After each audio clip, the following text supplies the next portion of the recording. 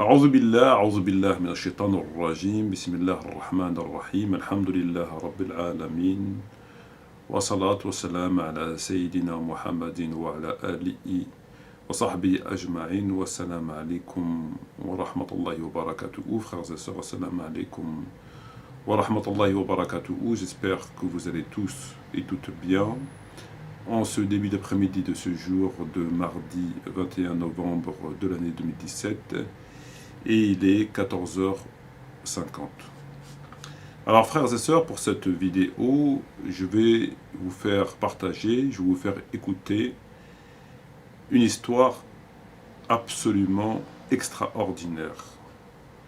Une histoire absolument extraordinaire. Il s'agit d'une histoire d'un savant, grand ou pas, en tout cas un savant, syrien, et d'une fourmi.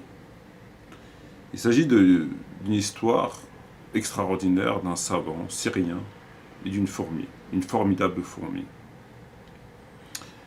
Je vous propose, frères et sœurs, d'écouter avec moi le poète, l'islamologue, le peintre, le responsable en projet de la ville, celui qu'on ne présente plus, Ousmane Timéra. Ousmane Timéra va nous raconter cette histoire absolument extraordinaire et je vous invite d'ores et déjà à sortir vos mouchoirs.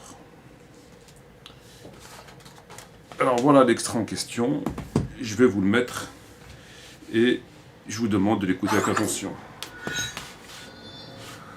Donc voilà, je ferme cette parenthèse. Mais l'amour de Dieu aide à comprendre et à englober toutes les formes d'amour, et même pour les animaux. C'est important, je voulais raconter cette histoire. Il y a un mystique musulman, pas un mystique, un savant syrien, que Dieu libère la Syrie. Grand ça, mais c'est là vous voyez qu'ils ne sont pas comme nous, on est des tchatcheurs quoi. On fait des conférences à droite à gauche et compagnie. Que Dieu nous protège. Je ne sais même pas qu'est-ce qui va nous arriver. Moi j'ai peur. Hein. Lui il a de la chance, lui. Il est derrière la caméra, il n'y a aucun souci. Mais le risque, tu parles et tu n'agis pas en conséquence. Donc il y a des personnes qui agissent en conséquence. Donc cette personne-là est dans un taxi. Dans une autre ville, à l'autre bout de la Syrie. Il prend le taxi, il vient, et au moment où il sort, il se rend compte qu'il y a une fourmi sur son amis.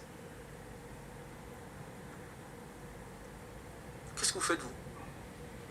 Hein? Oui, je souffle. Je l'écrase à la rigueur. Il dit, subhanallah, la pauvre fourmi. Je l'ai éloigné de sa famille. Il dit au taxi, on retourne en arrière. Et le taxi ne sait qu'une fourmi. Il dit, non, là, sa famille la recherche, et elle va rechercher sa famille. Elle se retrouve dans un pays qui n'est pas le sien.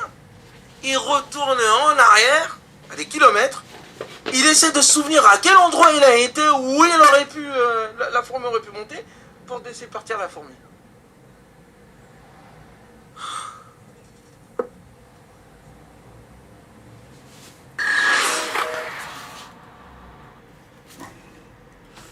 Voilà.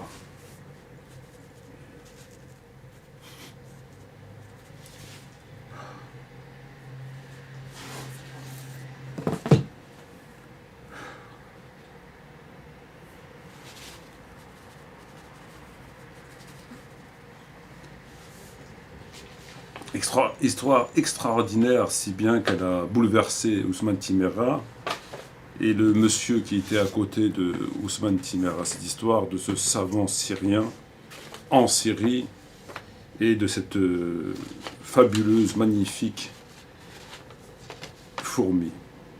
Qu'Allah libère la Syrie, dit Ousmane Timéra. Justement, Allah fait de son mieux. Il t'appellera quand il aura fini. Qu'Allah libère la Syrie, s'exclama Ousmane Timéra. Qu'Allah libère la Syrie. Justement, Allah est fait de son mieux et il t'appellera quand il aura fini. En fait, moi j'appelle ça des invocations sans fil, sans connexion. savez, le genre d'invocations qui sont précédées ni devancées par rien. Parce que l'invocation, lorsqu'on demande à Allah une chose, en général, si je ne m'abuse, elle est accompagnée d'un effort, qu'on la demande pour nous, pour ses parents, pour autrui, pour aller au paradis, pour nous pardonner, pour aider les musulmans, etc., etc. Quand on fait une invocation, elle est accompagnée d'un effort. C'est quand même pas Allah qui va aller libérer, faire le travail à la place des musulmans.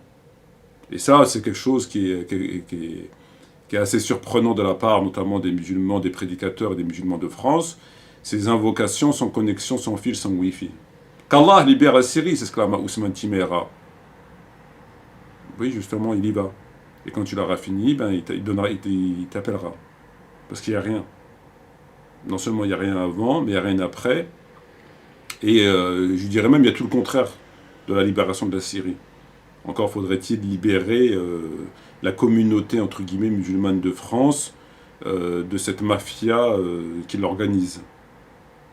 Et d'essayer d'unir ne serait-ce que 2 ou 3 musulmans, avant de parler de quelques libérations ici et là. Donc ce sont juste des invocations hypocrites et hérétiques. Hypocrite parce qu'on ne fait rien pour les faire, pour les mettre en application, et on fait même le contraire, et hérétique parce qu'elles sont... c'est pas ça une invocation, une dua, c'est à l'accompagner d'un effort. Alors le savant dans le taxi, à l'autre bout de la ville, au moment où il sort, il se rend compte qu'il y a une fourmi sur son camis. Nous explique-t-il Ousmane Timéra. Le savant il est assis, hein, derrière, en taxi, puis au moment où il sort du taxi, hop, il y a une petite fourmi. Une petite fourmi. Sûrement, il l'a remarqué sur son camis blanc immaculé. Je suppose que celui de Isa alayhi salam à côté, c'est un bleu de travail. Donc, il se rend compte s'il y a une fourmi à côté. Il y a une fourmi sur son truc. Alors, Ousmane, immédiatement, s'exclame. Regardez, qu'est-ce que nous, on aurait fait? Qu'est-ce que toi, qu'est-ce que lui, qu'est-ce que elle, qu'est-ce que moi, qu'est-ce que nous, on aurait fait? Si on aurait vu une fourmi sur notre camis, ici, là, juste ici, là.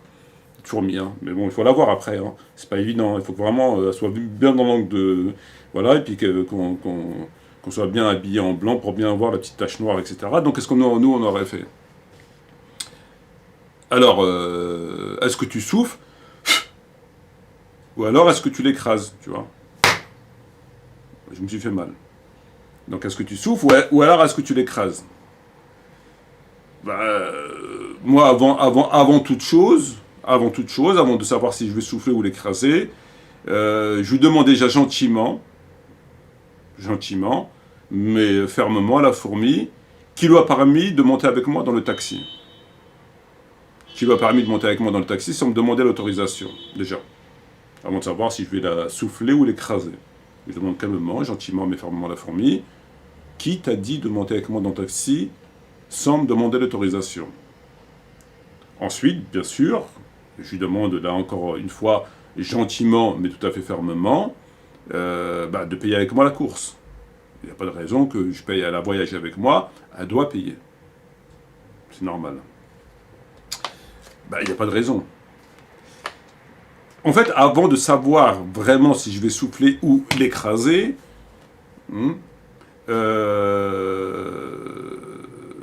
ou éventuellement la ramener comme il l'a fait ce savant à son domicile, chose que le savant a fait, moi j'aurais demandé à la fourmi si c'était une fourmi chiite, sunnite ou pro-Bachar, parce qu'on est en Syrie.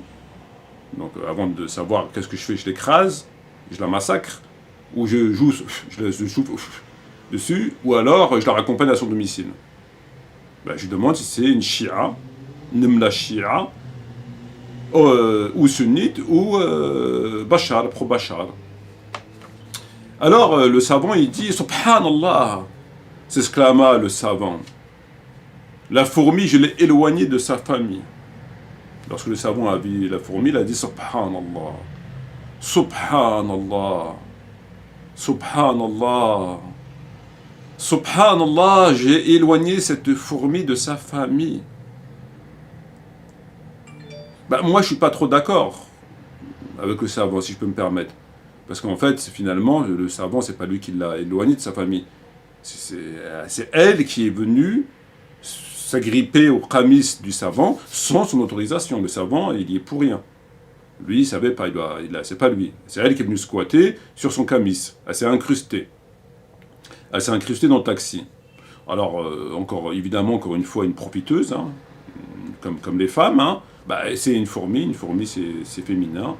Donc c'est sûrement encore une profiteuse qui voulait gratter, une gratteuse qui voulait gratter une course, qui voulait pas payer la course. Elle avait peut-être des choses à faire dans le même endroit, et puis elle voulait pas payer la course. Mais le savant veut ramener la fourmi à sa famille. Son souci, c'est de ramener la fourmi à sa famille. Mais déjà, avant de savoir s'il va la ramener à sa famille, est-ce que cette fourmi a une famille déjà? Tout le monde n'a pas une famille, je suis désolé. Rémi n'a pas de famille. Je m'appelle Rémi, je suis sans famille. Ma famille à moi, c'est celle que... Tout le monde n'a pas de fourmi, ça se trouve c'est une fourmi qui est orpheline. Elle était peut-être orpheline, elle est peut-être divorcée, elle est peut-être en instance de divorce, elle est peut-être veuve, ou elle a tout simplement fugué, ou c'était peut-être aussi une fourmi qui voulait quitter la Syrie, une migrante. Voilà, elle s'est dit je vais profiter du taxi pour... Ou encore, elle avait simplement une course à faire dans le même endroit où allait le savant. Elle avait aussi peut-être une course à faire. Je sais pas, une course, payer une facture, acheter un lave-vaisselle, on peut pas savoir, peut-être qu'elle avait une course à faire, hein, mais dire qu'il l'a éloignée de sa famille, elle a peut-être pas de famille. Ou alors, peut-être qu'elle voulait rester avec le savant pour apprendre sa religion. Elle s'est dit, Masha'Allah, un savant, je vais rester avec lui. Je vais apprendre mon dîne avec lui. On ne sait pas. On ne peut pas s'aventurer comme ça, accuser les gens, présomption d'innocence, je suis désolé, on ne peut pas savoir. On peut pas savoir. Donc, moi, j'ai aucune preuve que cette fourmi avait une famille. Et que lorsque le savant dit qu'il l'a éloigné, non, je comprends le souci du savant, mais non, il y est pour rien, le savant. Alors, le savant dit au taxi, retournons en arrière. Je vais ramener cette fourmi à sa famille. Et le taxi dit, mais non, le chauffeur de taxi, mais non, c'est qu'une fourmi. Bah, il est con, le chauffeur de taxi, ça lui fait une course en plus. Bah, aller-retour, hein, à moins qu'il ait débordé de travail ou qu'il est fatigué, mais ça lui fait quand même une course en plus, quoi. Ça devrait arranger le chauffeur de taxi. Ça lui fait du boulot. Et donc, à écouter cette histoire, donc finalement, ils font machine arrière, ils retournent, ils font demi-tour. Donc la fourmi, on ne sait pas si elle était sur siège passager à côté du savant, déposée sur siège passager, ou est-ce que le savant l'a pris dans le creux de sa main, en la caressant gentiment, en espérant bien évidemment qu'il n'y a pas eu absolument aucune agression sexuelle, je l'espère, avec tout ce qui se passe. Et donc on peut penser que le savant l'a gardé dans le creux de sa main, en la caressant gentiment, en lui disant « Ne t'inquiète pas petite fourmi, on va te ramener chez toi ». Donc il a dû échanger avec elle, il a dû faire connaissance avec elle. Hein. Comment tu t'appelles, petite fourmi? Comment tu t'appelles? Nadia? Oh, c'est joli, Nadia. Tu ne portes pas le hijab? Oh, Nadia, petite fourmi? Ah, t'es laïque? Ah, d'accord. Et t'es laïque chiite, sunnite, alawite? Ah, t'es une chiite duodécimaine? Tu es une chiite duodécimaine laïque? Ah, d'accord. Et donc, le savant la ramène donc chez sa famille. Il a écouté Ousmane, il l'a ramené chez sa famille.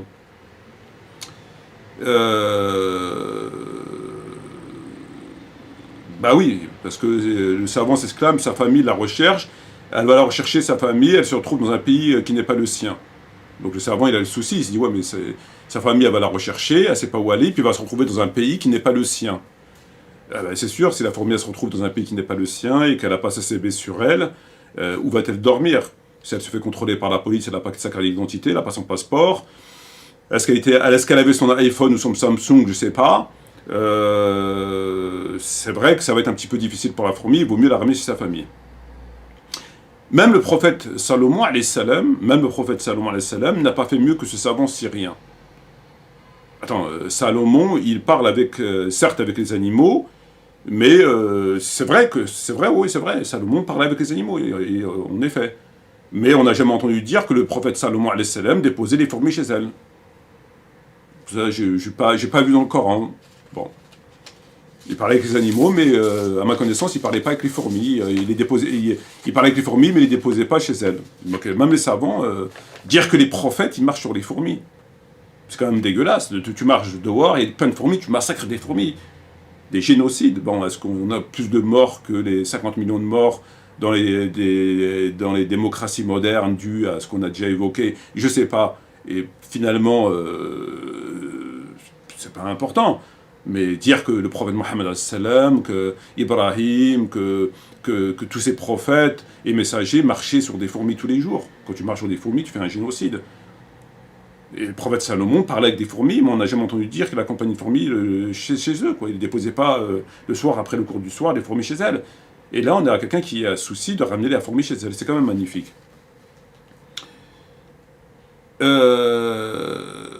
Mais lorsque le savant, parce que moi ça m'intrigue dans l'histoire, lorsque le savant, il retourne pour déposer la fourmi, donc Nadia, la fourmi chiite de Yodésimène, laïque, il a réussi à trouver l'endroit comment? Parce qu'il voit une fourmi sur son qamis, d'accord. Et il veut la déposer chez elle, d'accord. Il veut déposer Nadia, la fourmi chiite du Yodésimène laïque. Bon. Mais il a réussi à trouver l'endroit comment? Parce qu'il voit qu'il y a une fourmi sur son qamis. Ok. Mais la fourmi, elle peut s'agripper n'importe où. Ça se trouve, elle était déjà dans le taxi. Ça se trouve, elle était en train de faire une sieste dans le taxi, voilà. Et donc, comment il a fait pour savoir où c'est qu'elle est montée sur son qamis? À quel moment? Est-ce qu'elle est montée au moment où lui, il a pris le taxi? Ou dans un restaurant, quand il a été mangé probablement, chez lui, à la cabine téléphonique, à la mosquée, on ne sait pas. Donc comment, lorsqu'il va la déposer, où il va la déposer? Il revient sur ses pas, peut-être qu'elle était dans le taxi. Il revient sur ses pas, bon, je ne pense pas qu'elle soit montée entre-temps, parce que quand le taxi roule, je ne pense pas qu'elle soit... elle a fait du rombo, c'est-à-dire que le taxi roule, peut-être un feu rouge, éventuellement un feu rouge, peut-être tac, tac, tac, tac, elle est montée, tac, tac.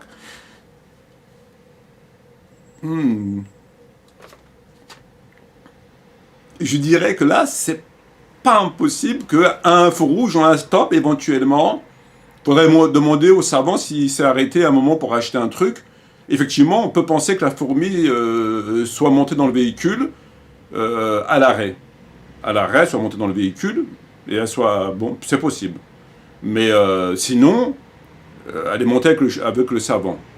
Donc si elle est montée avec le savant, elle est montée dans une ville, mais à quel moment elle est montée, non pas dans le taxi, mais sur le qamis?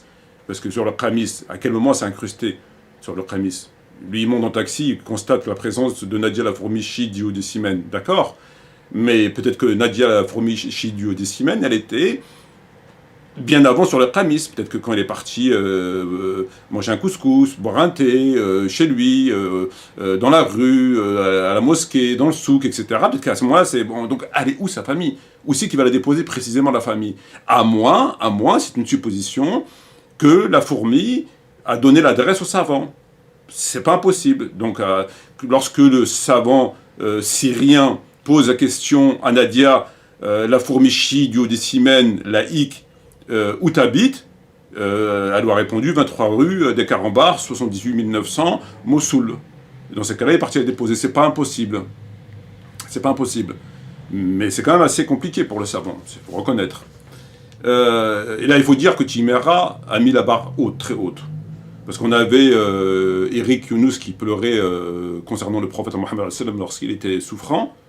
Quand il était tellement ému qu'il a pleuré. D'ailleurs, c'est pas la seule fois où il a pleuré. Il avait déjà pleuré pour autre chose. Mais là, bon, il pleure quand même pour le prophète, hein, quand il narre l'histoire du Yom al-Khamis. Bon, ça l'a pas plus ému que ça, qu'on s'interpose entre la volonté du prophète et donnez-moi de quoi écrire. Mais bon, on va pas faire de politique, ça c'est autre chose, il faut pas tout mélanger. Et donc, lorsqu'il est souffrant, Eric Younous a pleuré. Bon. J'avoue que c'est émouvant. C'est vrai, le prophète il est souffrant, etc. Bon. Il y avait Nader qui pleurait sur maman. Mais là, on a